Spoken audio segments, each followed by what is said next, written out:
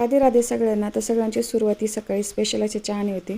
तर माझ्यासाठी मी गरम पाणी घेतलं, मिस्टरांसाठी चहा ठेवला आणि नंतर थोडंसं बाहेर जायचं तिकडे गेलो. तिकडनं आले,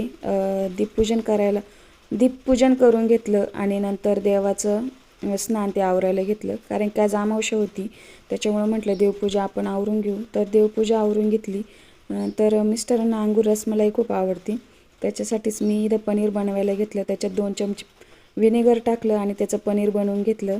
ते नीट फडक्यात बांधून ठेवलं 15-20 मिनटं आणि ते चांगलं मळायला घेतलं. गोळा त्याचा म्हणजे पाणी सगळं निथरून गेल्यावर तर चांगलं मळून घ्यायचं. त्याच्या एकदम मऊ आणि त्याचे छोटे छोटे गोळे करून घ्यायचे.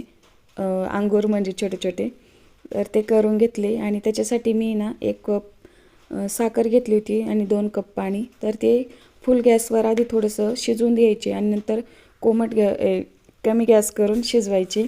तर फक्त अंगूरच आज बनवणार आहे, रबडी उद्या बनवणार आहे. ती उद्या तुमच्यासोबत शेअर करेल. तर आजचा दिवस असा होता. कसं वाटलं नक्की कमेंट